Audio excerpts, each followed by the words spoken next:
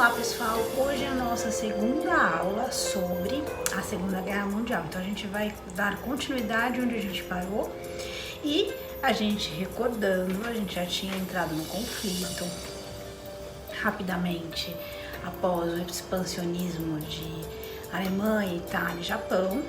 Então a guerra estourou quando a Alemanha invade a Polônia após o pacto de não agressão que o Hitler fez com Stalin, que os dois decidiram invadir a Polônia e cada um tomar o lado que bem valesse a eles, né? E a guerra começou com aquela guerra relâmpago da Alemanha. Então foi aquele ataque chamado Blitzkrieg. E o Blitzkrieg foi aquele ataque surpresa, né? As tropas britânicas, francesas muito menos, não esperavam esse ataque surpresa dos alemães. Foi um rolo compressor com tanques, a parte aérea dando cobertura. Então eles foram dominando toda aquela parte, Bélgica, Holanda, França, chegaram lá em Paris e pressionaram no caso a Inglaterra, os britânicos nas praias. E aí teve a retirada da Operação Dínamo, que foi a retirada das praias, que ficou famosa, a retirada em Dunkirk, que aí sim o Churchill tinha assumido já como primeiro-ministro. E é importante ressaltar que além dessas regiões todas que o Hitler conseguiu dominar a invasão da Polônia, ele invadiu também a Dinamarca e a Noruega, aquela parte toda da Escandinávia, porque ele pensava que ele dominando ali também era uma outra saída da Inglaterra, e também ali mesmo na Suécia o fornecimento de minério de ferro não ia ficar restrito para eles. O Hitler estava interessado no minério de ferro mesmo, né? E também um local para poder atacar a Inglaterra. Então ele pensou em tudo, né? Então ele dominou ali a região toda que pegava próximo do Canal da Mancha e aquela parte norte, onde tem a Escandinávia. E foi até inclusive juntando o fato do primeiro-ministro, o Neville Chamberlain, ele ter feito aquele acordo antes da guerra de Munique, que acabou que a gente viu que não deu em nada, porque o Hitler não cumpriu da invasão da Tchecoslováquia, né? E aí depois ele acaba se queimando com o rei, né? Na questão da invasão da Noruega, porque eles não conseguiram proteger nem Noruega nem Dinamarca. E a operação que os ingleses tentaram fazer para retomar a Noruega foi totalmente infeliz. E aí depois disso ele acabou caindo e o Churchill assume como primeiro-ministro. E aí logo passou o que? 3 semanas, 4, já tem esse resgate. E aí o Churchill sabe o que tem pela frente, né? Ele tá praticamente sozinho, porque a União Soviética está isolada com o pacto que fez de não agressão e os Estados Unidos dizendo que não ia entrar de jeito nenhum na guerra. A França totalmente dominada, tanto que o Charles de Gaulle, o general, acabou fugindo para a Inglaterra para poder, junto com o Churchill, tentar ver como é que eles fariam para retomar já toda aquela região, expansão do Hitler. Então, assim, vamos pensar com a cabeça que o Hitler estava pensando. Ele dominou toda aquela parte. Então, estava lá, toda aquela parte isolando a Inglaterra. Só que a gente não pode esquecer dos aliados deles, né? Então, tinha Japão e tinha Itália. O Japão estava se dando muito bem ali no Pacífico. E ele estava começando a chamar muita atenção dos Estados Unidos, que é importante ressaltar, era o povo que realmente não queria entrar na guerra. Agora o Roosevelt, o presidente, já estava percebendo que o fato do Hitler ter dominado toda aquela parte, ele pensou, será que vai ter algum momento em que vai poder respingar na gente? E também o Pacífico, que foi o alvo que o Japão começou a olhar. Então o Japão, vocês veem bem no mapa, que ele fica bem na parte que pega, né, da parte oriental ali do mapa, né, e também pega a parte do Pacífico. Então o Japão foi para todos os lados, foi para o lado da China, que a gente já viu que ele tinha já invadido a China na Segunda Guerra Sino-Japonesa, e ele estava tentando combater, porque o Japão ele dominou uma parte, mas ele estava tendo a represália, ele estava tendo ajuda, né? Os Estados Unidos estavam ajudando de alguma maneira ali para tentar conter o Japão, mas assim, ajuda em embargos econômicos, né? E aí o que aconteceu? O Japão começou a querer mais. Ele começou a ficar de olho nas colônias que tinham asiáticas ali, França, Inglaterra. E como a França já tinha sido totalmente dominada, foi facinho dele pegar a Indochina, porque o Hitler falou, pode pegar, né? Porque a França já estava dominada. Então o Japão foi avançando, né? E aí foi ligando o alerta dos Estados Unidos. E isso tudo paralelamente com o domínio da Alemanha e a Itália, né? Que a gente fala na frente ali também oriental e na parte da África. A Itália estava na sua excursão tentando conquistar Egito, conquistar a Grécia. Agora a gente tem que colocar um particular aqui. A Itália nunca foi muito boa de guerra. E nesse momento, então, o Hitler começa a querer ajudar a Itália em algumas batalhas, mas também alguns países começam a se unir ao eixo também. Então, Hungria, Eslováquia, Romênia, que aí a gente vai citar como sendo o leste europeu. Aí vocês vão me perguntar, cadê Portugal e Espanha nessa história? Então eu vou já deixar claro aqui para vocês, Portugal e Espanha não entraram na guerra. Ah, mas eles também eram governos fascistas? Sim, o general Franco, né, na Espanha, e o Salazar em Portugal, mas eles não entraram na guerra. Então, inclusive vou dar um adendo aqui, comentar que o Hitler apoiou muito esses governos, né, que insurgiram também em Portugal e Espanha, principalmente o general Franco. Então eu vou destacar a Guerra Civil Espanhola, que foi de 1936 a 1939, então quando está já na guerra, estoura a guerra, o general Franco se consolida no poder com o apoio do Hitler, mas ele não entra na guerra, ele vai ajudar em algumas coisas o Hitler, mas ele não entra na guerra em lado nenhum. O Hitler sim, que acaba ajudando o general Franco durante a Guerra Civil Espanhola, porque começa em 1936 a Guerra Civil Espanhola, então em 1937 vai ter um episódio triste e uma tragédia horrível, que o Hitler, né, vou testar minhas armas. Na sua perversidade, ele fala para o general Franco, porque o general Franco estava tendo um problema muito sério, principalmente ali nos Países Bascos, então ele fala, vou te ajudar, mas ele queria testar o poderio da frota aérea dele, então ele faz o ataque que ficou conhecido, né? O ataque em Guernica, que era uma cidade pequenininha ali nos Países Bascos, e estava tendo uma feira livre. Então Hitler ataca, bombardeia a cidade e mata um monte de civil. Inclusive até o Pablo Picasso acabou pintando a sua obra, a Guernica. E assim, foi um episódio muito triste, só pra gente mostrar até do que o Hitler foi testando todo o seu poderio e testou realmente de verdade, ajudando o general Franco. Então assim, Portugal e Espanha não entraram na guerra, tá? Então a gente esquece, nem fala deles. E aí a Itália estava com sua sede de tentar conquistar Grécia, Egito, e assim, eles não foram muito felizes e o Hitler começou a ter que ajudar e mandar tropa para lá. Então a gente guarda isso e volta para lá, para aquela região onde a gente tá, que é o domínio todo que a Alemanha fez, França e tudo. Então o cenário era esse, né? O Hitler tinha dominado daquela parte ali que precisava para isolar a Inglaterra. Aí o que ele pensou na mente dele? Ah, será que o Stalin vai me atacar? Ele estava nessa paranoia que o Stalin a qualquer momento ia atacá-lo mesmo com o pacto de não agressão. Ele pensou, ele não vai ficar quieto. E também não pode esquecer, gente, ideologias antagônicas que se odeiam. Então o Hitler pensou, vou atacar o Stalin antes que ele me ataque, porque ele pensou em fazer a mesma Blitzkrieg na União Soviética, né? Só que vocês querem comparar o território da União Soviética com França, Holanda e Bélgica, enfim, na cabeça dele, ele pensou em fazer o mesmo ataque surpresa, porque é importante também aqui falar e ressaltar, o exército alemão era poderoso, mas ele não era tão grande assim, talvez como na Primeira Guerra Mundial, porque o Hitler começou a reorganizar o seu exército só depois que ele tomou o poder em 1934, 35. Então foi muito pouco tempo de reorganização para ter um exército. Ele tinha armas muito poderosas. E armas assim que foi o destaque da própria Alemanha foram as armas inovadoras. Mas ele sabia que ele teria que aguentar, e já vendo que a Itália não era lá essas coisas na guerra, então ele quis fazer, não, deixa eu logo dominar a União Soviética, assim eu domino tudo, fica tudo dominado e fica tudo bom pro meu lado, né?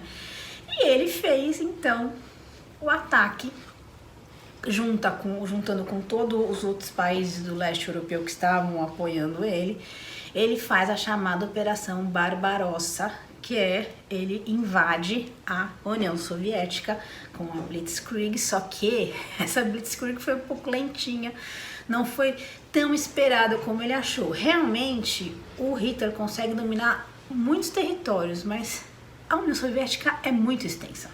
Essa operação começou em 22 de junho de 1941 e assim, vai ser muito tempo que o Hitler vai ficar lá, porque o território da União Soviética é muito grande, é muito extenso, é longo, ele consegue conquistar muitos territórios, ele tem já seus alvos, Moscou, Leningrado, ele quer cidades industriais estratégicas da União Soviética.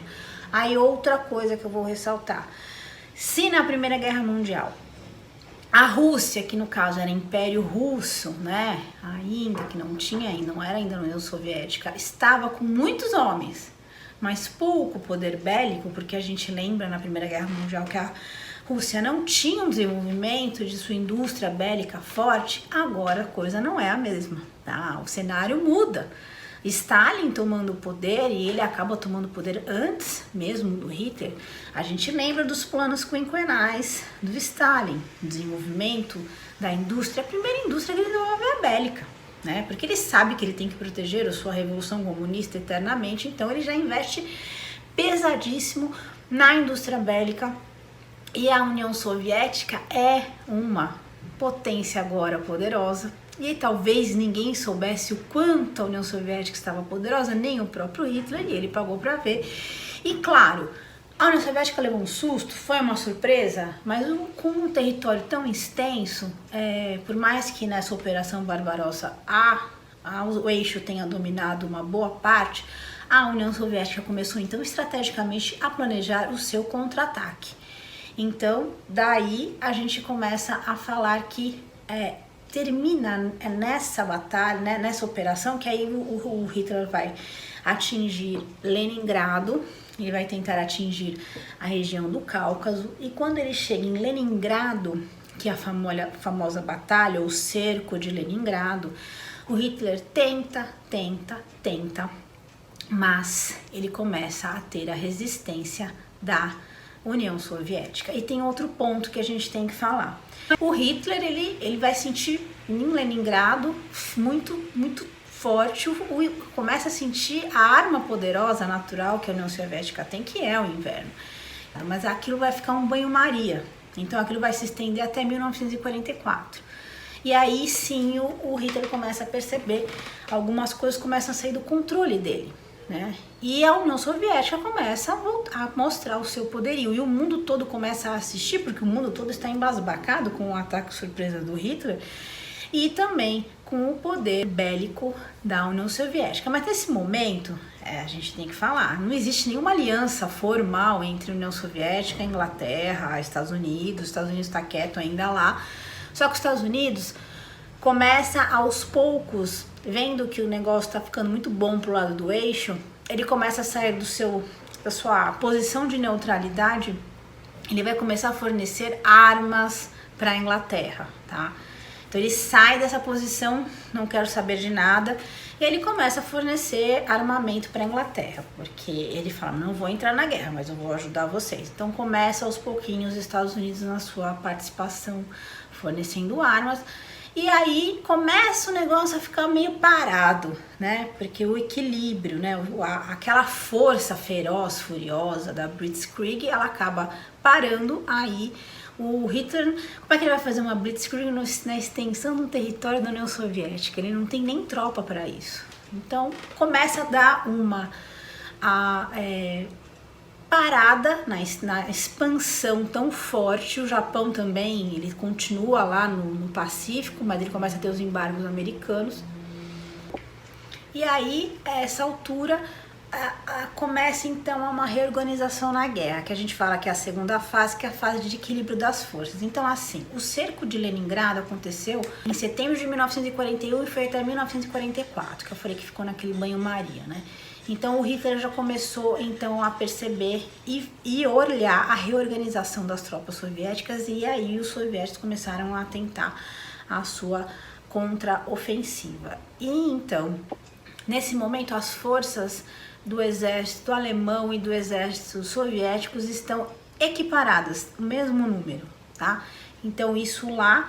E no Pacífico, o Japão invade a Filipinas, e a Filipinas fazia parte dos Estados Unidos. E aí sim começa então aos poucos aumentando o alerta nos Estados Unidos, mas o povo continua ferozmente falando que não quer entrar na guerra. O Roosevelt queria demais entrar na guerra, e principalmente a indústria bélica, tava assim doidinho para entrar na guerra. Aí acontece algo, porque o Japão começa a pensar o seguinte: eu tô conseguindo conquistar meus territórios todos aqui e tudo, mas eu preciso dar um jeito de barrar os Estados Unidos, né? Porque o Japão também, antevendo, sabia que os Estados Unidos podia ser um problema sério. Ele já estava dando problemas com embargos e coisas mais, e não estava ajudando nada o Japão. Então o Japão pensou: deixa eu logo invadir toda aquela região que pertence aos Estados Unidos, os Estados Unidos dominava, para assim eu já conseguir tirar os Estados Unidos da jogada.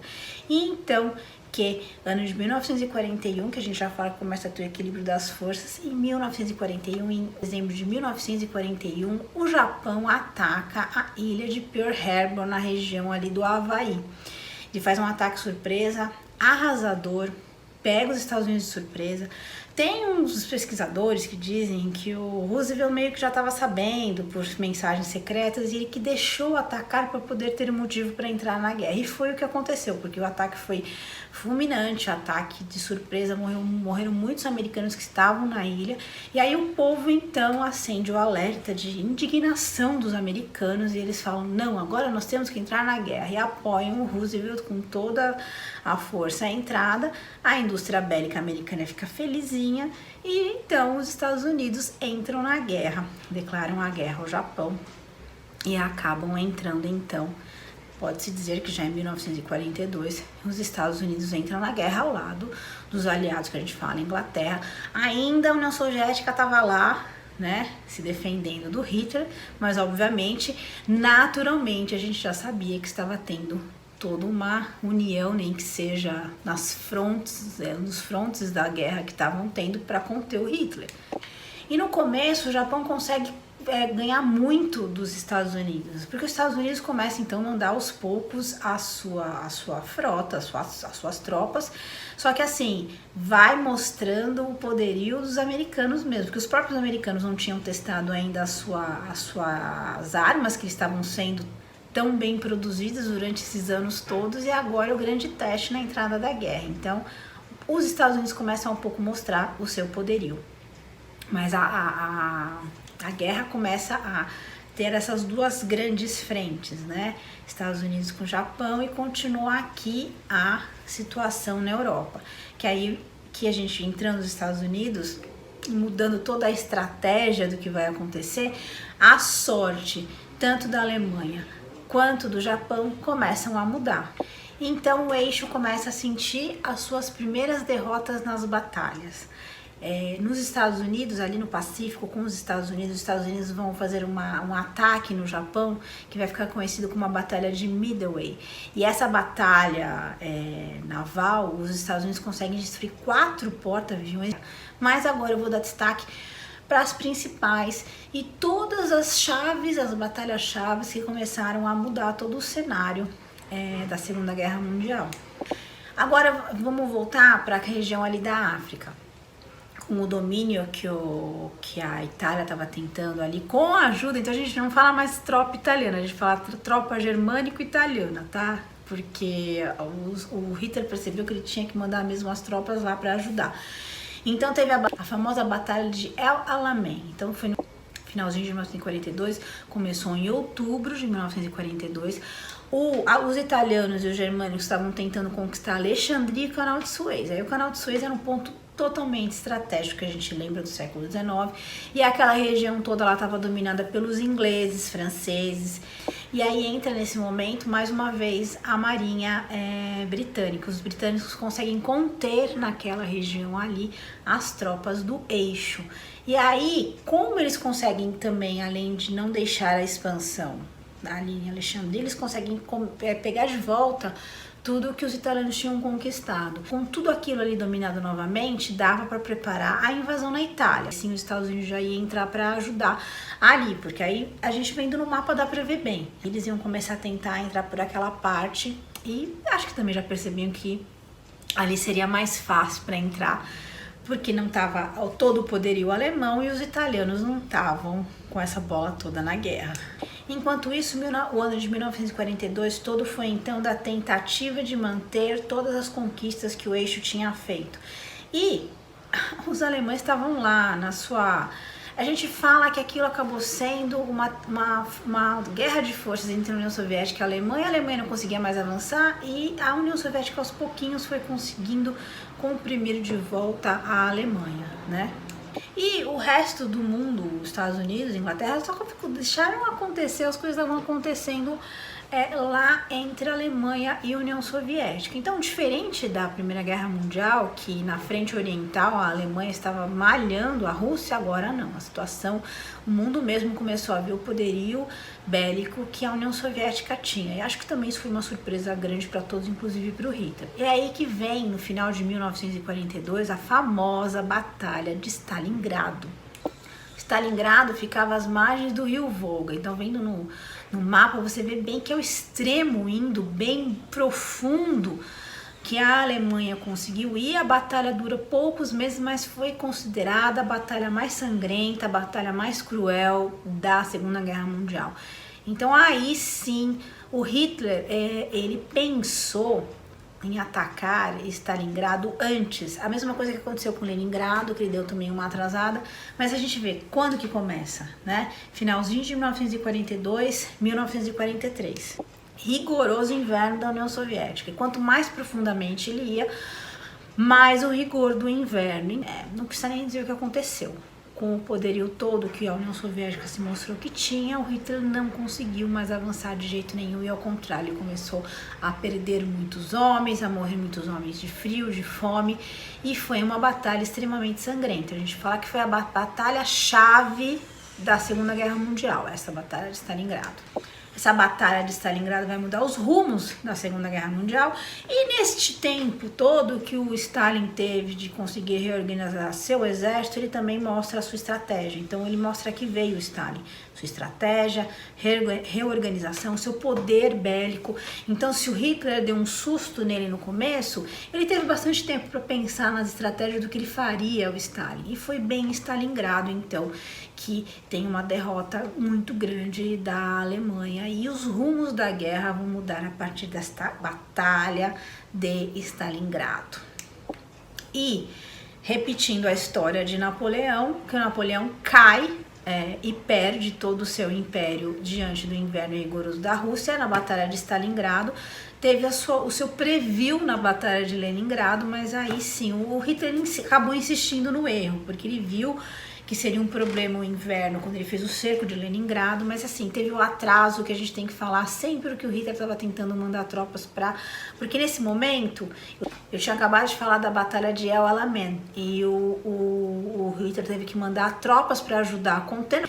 Não conseguiu conter porque eles perderam a batalha, o eixo, e aí, onde ele tinha que realmente se concentrar, aconteceu esse problema em Stalingrado. Então, 1943, o cenário é esse: o eixo e principalmente a Alemanha não avançam mais, elas começam a recuar. Então a jogada muda mesmo. 1943, então, os Estados Unidos, que tinham se concentrado bem ali na batalha com o Japão, eles começam então, porque a visão deles e dos aliados o Hitler vai começar a recuar, graças ao contra-ataque soviético.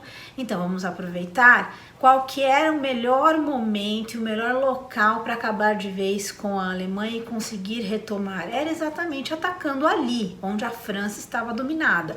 Porque se a União Soviética estavam contendo a Alemanha no Oriente, ali na África, praticamente já tinha voltado toda a África para as mãos dos aliados, eles estavam tentando já o seu ataque à Itália. Foi nesse momento então que as tropas americanas vão para aquela frente ali da África para fazer o seu ataque na Itália. E aí eles começam a planejar, os aliados, também o ataque ali, onde eu falei, na França. Mas durante o 1943 todinho vai ser essa preparação, então, para a retomada da França. E na União Soviética também, o Stalin começa a conter o Hitler, mas ele também começa a conseguir reconquistar os seus territórios. Então é um recuo total, e o quadro de 1943 começa então, como estava o equilíbrio, agora o equilíbrio vai embora. Então começa então as derrotas do eixo, tá? Então vai ser tudo mais ou menos sistemático. Vamos falar então do Japão, voltando para aquela frente ali do Oriente, do Pacífico. Os Estados Unidos decide estrategicamente o quê? O Japão ele estava defendendo os territórios que ele conquistou. Os Estados Unidos decidiu, eu não vou pegar os territórios de volta, eu vou atacar direto o Japão. Então ele falou, deixa ele ficar com os territórios por enquanto. Eu vou atacar eles lá, na raiz, na ilha. E para isso, ele não fez um ataque só lá. Várias ilhas que compunham e fazem parte ali do entorno do Japão, e ilhas estratégicas que tinham bases aéreas, bases de porta-aviões ou navios, embarcações do Japão, os Estados Unidos começou aos pouquinhos a atacar essas ilhas, porque ele ia chegar exatamente onde ele queria, que o alvo era o Japão. E então acontece que os aliados decidem, vamos primeiro resolver a questão da Itália, depois a gente volta os nossos olhos aqui para a região onde está o domínio todo da Alemanha na França.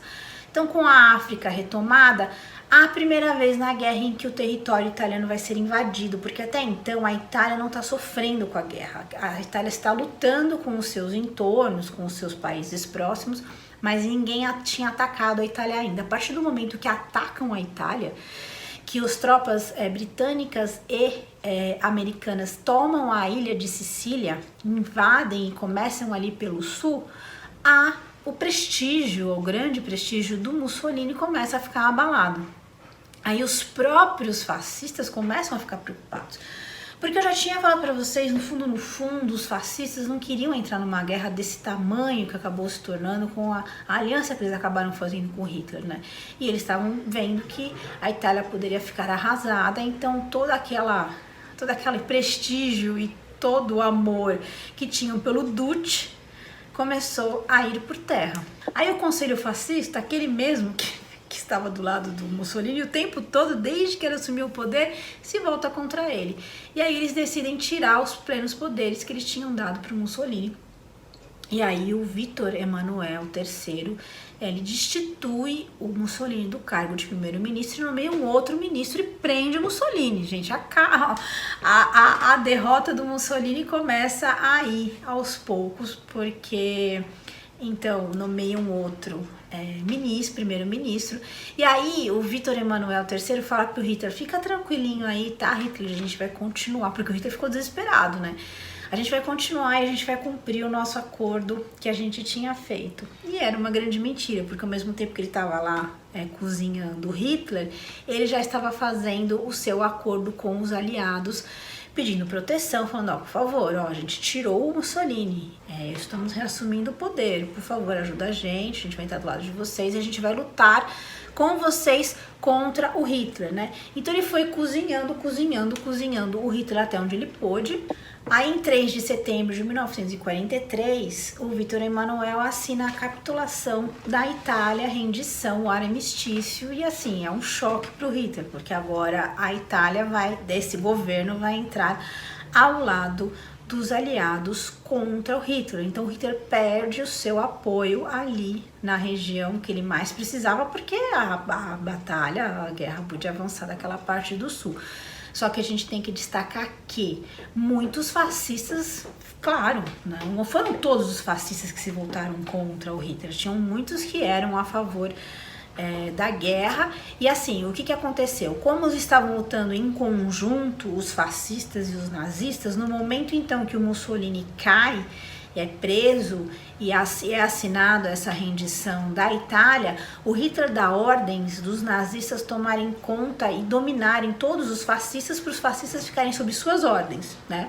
Então agora os fascistas que sobraram a favor da guerra e ainda ao lado do Mussolini, eles iam obedecer ordens dos alemães. Então essa foi a grande mudança que teve. Olha a pizza que vira então naquela região ali da Itália. Aí o Hitler planeja o resgate do Mussolini. Então numa operação assim, é incrível. Os paraquedistas alemães, eles acabam resgatando o Mussolini de sua prisão. O Mussolini é levado para o norte ali e ele instala um governo fantoche. A gente fala fantoche porque agora, apesar do Mussolini dominar ali como se fosse um governo paralelo ao italiano, mas é fantoche dos nazistas, porque agora tudo tem que ser obedecido às ordens do Führer, né? Então, essa novo estado que é formado no norte da Itália, a República Social Italiana, então que é instituída, que o Mussolini fica lá comandando os fascistas que ainda estão fiéis ao regime, fiéis à guerra, e o Hitler comandando tudo. Então vocês perceberam que o Hitler atrapalhou muito toda essa problemática na Itália. O Hitler passou praticamente o ano de 1943 todo tentando conter o que ele tinha, dando uma recuada, e aquele caldo engrossando cada vez mais lá na frente com a União Soviética. E o Hitler ele precisava de mais gente na União Soviética, não de menos. Então ele foi tirando gente que estava lá naquela parte contra a União Soviética para ajudar a Itália, que estava sendo dominada pelos aliados. Então assim, isso foi um golpe para o Hitler. A Itália atrapalhou o Hitler, pode-se dizer, né? Porque não sei se isso não fosse isso, o Hitler teria conseguido aguentar. Acho muito difícil, porque os Estados Unidos também entraram com todo o seu poder e a União Soviética, ela veio mesmo para valer, né? Então a antiga Rússia da Primeira Guerra Mundial não era nem sombra. Agora a União Soviética era uma superpotência militar. Então, de qualquer forma, a Itália atrapalhou os planos totalmente do Hitler. O Hitler totalmente assim perdido, não esperava então outro golpe que veio, ou talvez até ele pudesse prever que pudesse ter, mas enfim, o que os aliados fizeram? Então, como eu disse para vocês, agora o foco seria, eles tiveram um ano para organizar, o que seria conhecido como dia D, a famosa retomada da França, né? Então, em 6 de junho de 1944, fica conhecido como a famosa invasão da Normandia, o dia D, que então é totalmente retratado em vários filmes, espetacularmente, que é aquela descida das tropas britânicas, americanas e canadenses. Então vem aquele avanço, descendo de paraquedas, e fica aquela batalha aérea entre a Luftwaffe e a Força Aérea Americana, a Força Aérea Britânica, e as tropas descendo de paraquedas. Assim, tem cenas incríveis nos filmes que mostram e reproduzem o que foi a invasão da Normandia, e a partir do momento que os aliados tomam a Normandia, eles começam então a retomar toda a conquista que a Alemanha fez ali. Então o foco deles vai começar a acontecer o seguinte, gente, presta atenção, uma questão vai começar a acontecer o seguinte. Então, naturalmente, como a União Soviética estava contendo ali em cima no Oriente a Alemanha, a União Soviética foi aos pouquinhos, então, recuando e vindo, trazendo a Alemanha. Aqui no Ocidente, os aliados, então, Inglaterra, Estados Unidos, vão começar então a pressionar a volta e a retomada da França. Então vai ser uma coisa feita exatamente assim, para poder então acuar a Alemanha. Então vem pelo Oriente, vem pelo Ocidente, e vai chegar um momento que eles vão se encontrar no interior para poder retomar tudo. E assim, é um processo que vai acontecendo durante o ano de 1944 todinho, com várias batalhas acontecendo ali, com a retomada e o poderio cada vez mais forte dos aliados, e a Alemanha vai aos poucos enfraquecendo, porque a Alemanha ela tem um grande poder de indústria, como eu falei, em questão de armas poderosíssimas, mas o número de soldados ele começa a não conseguir repor também, né? Então começa a ter esse avanço dos dois lados da retomada, e que a gente fala que é a terceira fase da guerra, que vai ser a vitória dos aliados. Durante toda essa retomada, né, então começa a acontecer, a partir do momento que o Hitler vê que o negócio se estaciona, e isso a gente volta então lá para 1942, 43, depois da derrota que ele teve em Stalingrado, aí que ele começa o extermínio total dos judeus. Então eles põem em prática a solução final, que foi a ideologia do extermínio total dos judeus. Então assim, todos os judeus que estavam na Alemanha, que foram presos, foram todos indo para a câmara de gás para serem mortos. Então muitos ficaram presos por muito tempo, mas a partir de um momento o Hitler começa então a executar o plano de morte. E a execução da câmara de gás começa a ser cada vez maior. E todos os judeus que estavam em França, Holanda, Bélgica, todos foram presos, levados ao campo de concentração. E na Polônia foi um caso muito sério, tinham muitos judeus. Primeiramente o Hitler pegava, destituía eles das casas, e na Polônia aconteceu muito eles colocarem os judeus nos guetos. Ficou até conhecido o gueto de Varsóvia, e teve um momento em que os judeus se rebelaram contra os alemães. Eles tentaram por um mês conter todo o domínio dos alemães, mas eles acabaram todos mortos. E aí o Hitler começou, durante a guerra, a partir de 1941, 42, a construir vários campos de concentração em regiões remotas da Europa, principalmente na Polônia. E aí que é construído Auschwitz, que é o campo de concentração que foi conhecido como o mais terrível, mais tenebroso, mais mortífero. Então muitos poloneses foram mandados para Auschwitz. Chegava em Auschwitz, era para morrer, né? A fama que tinha era essa. Aí a gente se pergunta, será que ninguém estava sabendo o que estava acontecendo com os judeus? Tinham boatos, né? Mas muito desse extermínio foi feito durante a guerra, secretamente. Dizem que os aliados sabiam, mas não tinha prova concreta do que estava acontecendo, e na verdade eles precisavam eliminar mesmo Hitler. Então muita gente foi morta durante esse tempo, e as mortes começaram a serem executadas cada vez mais no momento então que o equilíbrio das forças na guerra, e começou o recuo dos alemães, e então a solução final foi colocada em prática, e muitos judeus foram mortos até o final da guerra. A União Soviética, a partir do momento que ela começa então a comprimir na parte oriental, ela invade totalmente a Polônia. Então quando eles tinham dividido a Polônia entre si, já faz tempo que não tinha mais acordo nenhum.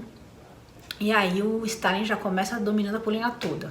Domina a Polônia todinha e vai dominando para ele poder vir descendo também para poder chegar em Berlim, porque a gente pode dizer que a Alemanha está bem lá para o lado oriental, ela fica mais ou menos no meio. Então vai acontecer essa compressão. Aí agora eu vou colocar um adendo, porque na Itália está cada vez mais a retomada, porque os aliados estão subindo para o norte. E que vai acontecer em 1944 a entrada do Brasil na guerra.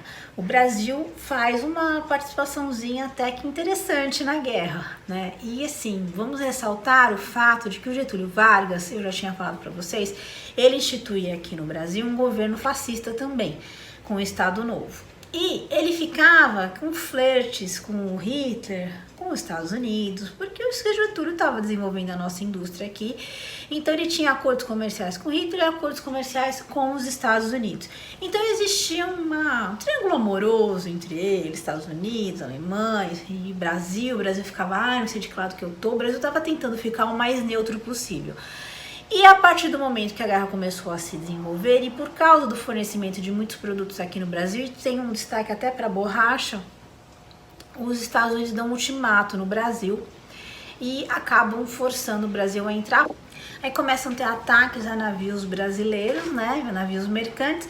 Tem uma história de pesquisadores que falam que foi o próprio Roosevelt que atacou os navios e colocou a culpa na Alemanha, enfim. Aí o Brasil rompe com qualquer relação comercial que tinha com a Alemanha e entra na guerra. Em julho de 1944, a Força Expedicionária Brasileira, a FEB, chega na Itália, e até o símbolo da FEB era uma cobra fumando, a cobra vai fumar.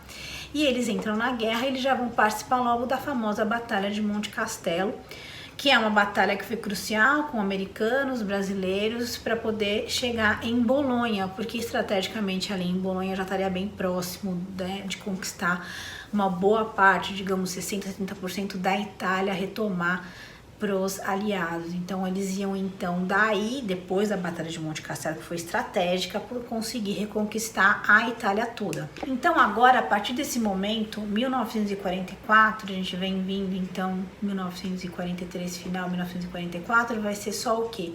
O recuo total do eixo, o domínio total a partir do dia D ali daquela parte da França, porque foram inúmeras reconquistas que foram tendo ali, a União Soviética cada vez mais próxima, a partir do momento que ela já dominou a Polônia toda, ela já começa a entrar na Alemanha.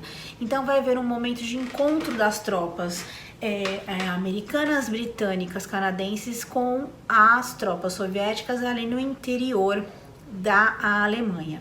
E então acaba tendo a sua investida final, que eles vão começar a se aproximar de Berlim. E nesse meio tempo, quando a União Soviética retoma a Polônia, eles chegam em Auschwitz em janeiro de 1945, eles libertam Auschwitz, é um choque mundial quando eles encontram. Os que sobreviveram ainda em estado totalmente calamitoso, e todos os horrores que vão começar a ser revelados. E assim, o dia da libertação de Auschwitz acabou sendo conhecido e hoje em dia é comemorado o Dia Internacional da Memória do Holocausto, porque foi o maior campo de concentração e foi onde o Exército Vermelho, que é o exército soviético, chegou primeiro, foi o primeiro campo que foi libertado, e a partir de então, quando eles foram chegando mais próximo ainda, eles vão libertando todos os outros campos a partir do começo de 1945. E então, nós já estamos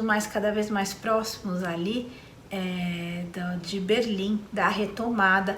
O Hitler, no começo de 1945, ele já começa a perceber a aproximação dos aliados, ele se refugia no seu bunker em Berlim.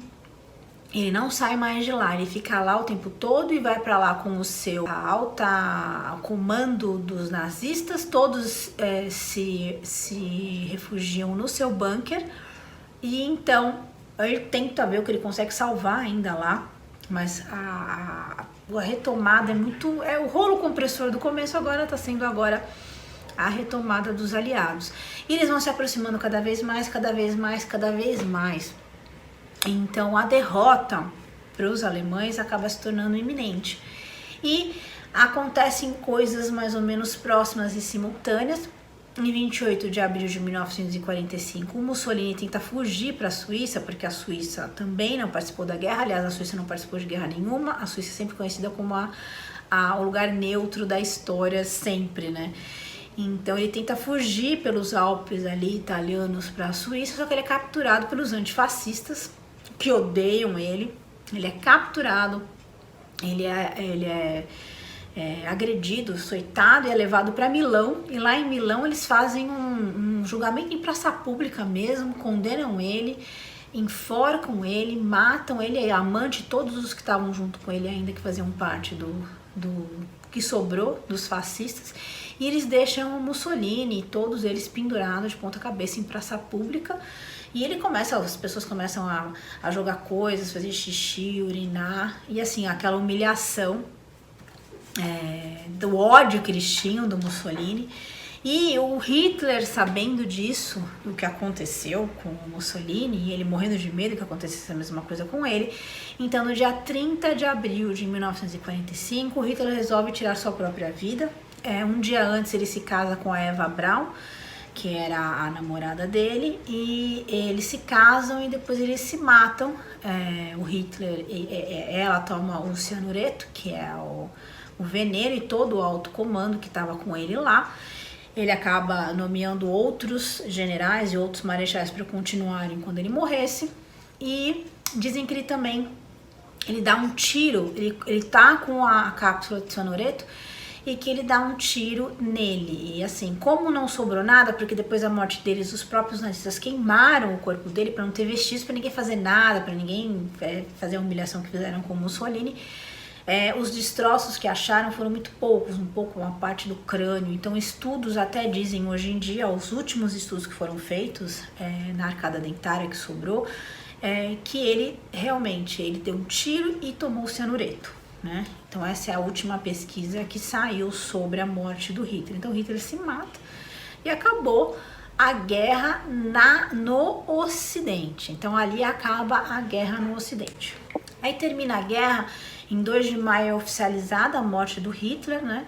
E então no dia 7 de maio acaba tendo uma rendição. O grande general americano, Eisenhower, que ficou famoso como grande líder dos Estados Unidos em campo, ele fala pro general que assumiu, porque o Hitler ele coloca um marechal que vai assumir o lugar dele. Mas na hora da rendição, quem está disponível é o general Alfred Dodge. Então assim, o Eisenhower mais os outros generais na cidade de Reims, eles falam para assinar no dia 7 a rendição.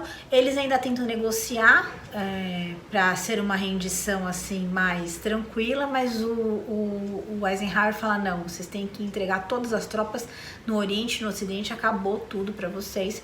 E ele assina o Dodge em 4 idiomas, até foi feito esse tratado, e o general russo, que estava lá representando a União Soviética, ele assina também, mas ele não tinha a autorização do Stalin para assinar. É aí que vai acontecer a confusão, que o Stalin alega que o general Dodge não tinha um poder, uma patente alta para assinar essa rendição, e ele vai questionar o que aconteceu também na Primeira Guerra Mundial, que muitos alemães depois, como foram contra a rendição, vocês lembram do episódio que aconteceu, aquela confusão toda da República de Weimar, e muito tempo a Alemanha ficou questionando que aquela rendição não foi uma rendição legal, foi ilegal. Então o Stalin falou, não, quem assinou não foi o grande comandante da Alemanha, foi uma patente menor. Então ele exigiu que tivesse uma nova assinatura, né? Porque ele também queria brilhar, o Stalin, para poder não ter problema de futuramente a Alemanha questionar a legitimidade. Então, dia 8 assinada uma nova rendição com o grande marechal, comandante das forças alemãs, e essa rendição assinada em Berlim, porque também outra coisa que o Stalin questionou, tem que ser assinado na capital do país que está se rendendo, né? Porque estava sendo assinado na França, não, tem que ser assinado em Berlim. Então foi assinado, e como demorou a assinatura, porque ainda o Marechal tentou negociar algumas coisas com a União Soviética, acabou que a assinatura foi dia 9 de maio.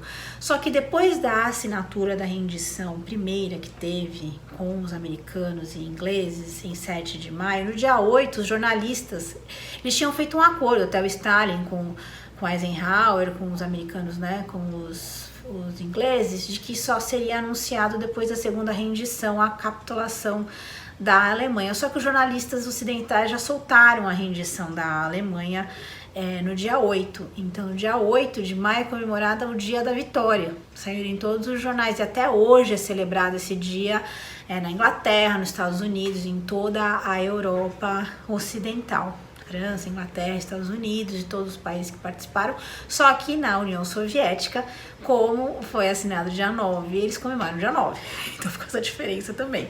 Então foi uma grande festa no Ocidente, a guerra terminava no Ocidente, só que a guerra continuava assim, ainda bem sangrenta ali no Pacífico. E isso tudo eu falo sangrenta no Pacífico porque os Estados Unidos foram cada vez mais, como eu falei para vocês, eles foram pegando e dominando as ilhas próximas ao Japão. Eles não esperavam que o Japão fosse ser tão resistente, mas o Japão foi de uma resistência assim, completamente incrível, a gente fala, porque eles não se deixavam abater. Inclusive, eles falavam, se eu vou morrer, eu vou levar mais não sei quantos americanos. Então, até a tática de suicídio eles começaram a praticar. A partir do momento que eles iam, os americanos fossem chegando perto, eles iam se matando em nome do imperador. E começou também, foi os famosos kamikazes surgiram neste momento, que eram aqueles pilotos que se jogavam num navio, se jogavam em um outro avião para poder destruir os americanos. Eles eram um suicídio já programado dos kamikazes, eles ficaram super famosos na Segunda Guerra Mundial. Então, em 1945, tiveram 2 batalhas fundamentais ali no Pacífico, que foram batalhas que os Estados Unidos conseguiu, então, dominar de vez. A Batalha de Iwo Jima foi famosíssima e foi uma batalha assim arrasadora pelo lado americano, mas foi uma batalha que mostrou o brio dos japoneses. Era uma ilha no meio do nada, uma ilha vulcânica que não tinha nada, mas era uma ilha estratégica que os Estados Unidos dominassem, eles estão cada vez mais próximos ali da ilha do Império do Sol Nascente, da ilha japonesa. Eles, assim, era muito menor o número de japoneses, eles estavam em 22 mil, só que eles conseguiram se esconder em cavernas e tentar se proteger ali. Obviamente, os americanos ganharam, só que morreram muitos americanos, porque a estratégia do general conseguiu fazer com que contesse o máximo que eles pudessem. Então, aquela coisa, vai matar, vou morrer, mas que eu leve 20 americanos comigo. E foi isso que aconteceu. Eles resistiram, nisso eles mataram muitos americanos, mas enfim, eles conseguiram defender onde eles podiam, porque neste momento o próprio general pede a ajuda do Japão para mandar tropas, mas o Japão já estava se desmantelando, não tinha mais como mandar. Então eles acabam heroicamente defendendo como eles podem a ilha de Iwo Jima e acabam morrendo muitos japoneses, sobram só uns 200 prisioneiros, mas enfim, os Estados Unidos tomam a ilha de Iwo Jima. Aí em abril de 1945 vai acabar, como a gente pode dizer, a batalha, não final ainda, mas uma batalha extremamente sangrenta, que durou 3 meses, que foi a Batalha de Okinawa, uma outra ilha. Proporcionalmente, morreram 200 mil japoneses para 12 mil americanos, mas morreram muitos americanos. O governo americano começou a ficar muito preocupado, porque a resistência do Japão era muito grande, então eles estavam começando a pensar até quando vai durar essa guerra, porque eles não se entregavam, eles resistiram até onde eles podiam. Então o negócio começou a ficar meio complicado. E alguns aliados foram ajudar, a União Soviética mesmo entrou num acordo falando que ia ajudar nessa frente aí do Pacífico, mas foi mais os Estados Unidos mesmo que foi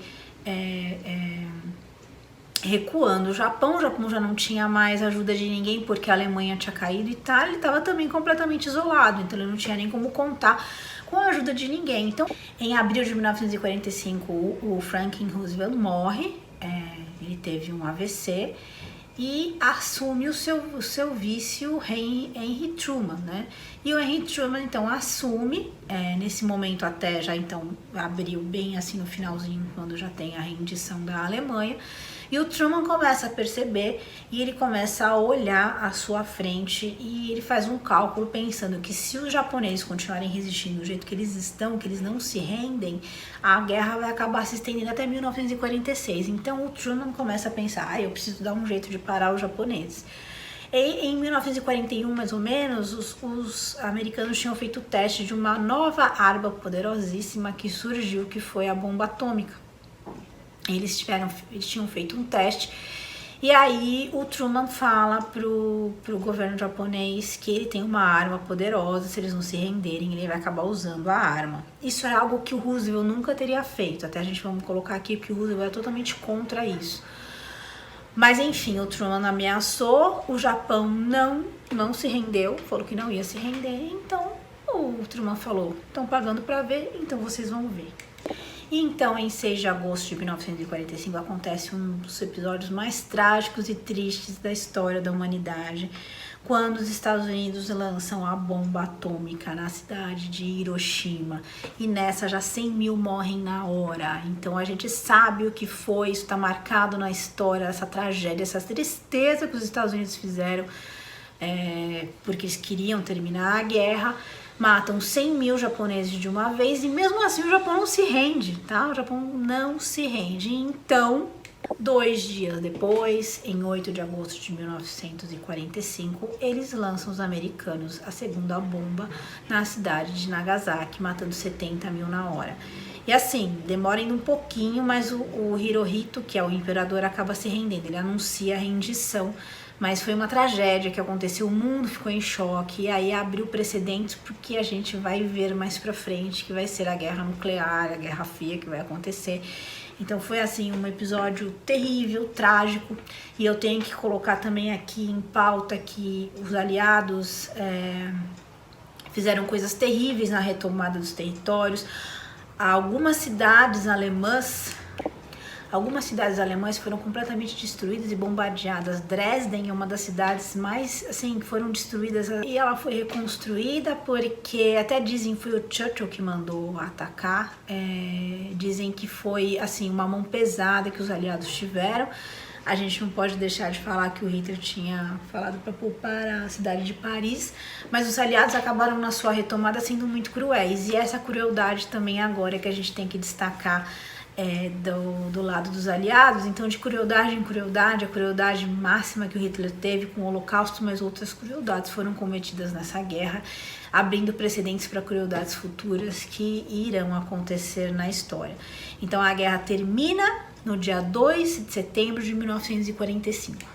Termina a guerra do Ocidente, então termina a guerra total, e nisso uma tragédia terrível que aconteceu e coisas que vão chegar, né, pós-guerra, do mundo novo que irá se abrir no pós-guerra. Muitas coisas acontecem e muitas consequências que terão na Segunda Guerra Mundial que vão mudar completamente o quadro do mundo. Porque a gente vai ver assim, a bipolarização do mundo, então, depois da Segunda Guerra Mundial. Então a gente vai ter a divisão marcante entre União Soviética e Estados Unidos e a sua disputa ideológica, a sua disputa de potência militar e potência nuclear depois da Segunda Guerra Mundial. Foram armas tão poderosas que foram desenvolvidas na Segunda Guerra Mundial que deram precedentes para um avanço tecnológico assim incrível depois da Segunda Guerra Mundial.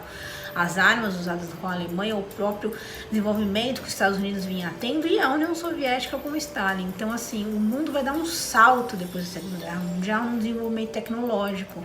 Se a gente pensar bem, foram 50 anos, 60 até agora, de uma evolução tecnológica nunca vista antes no mundo.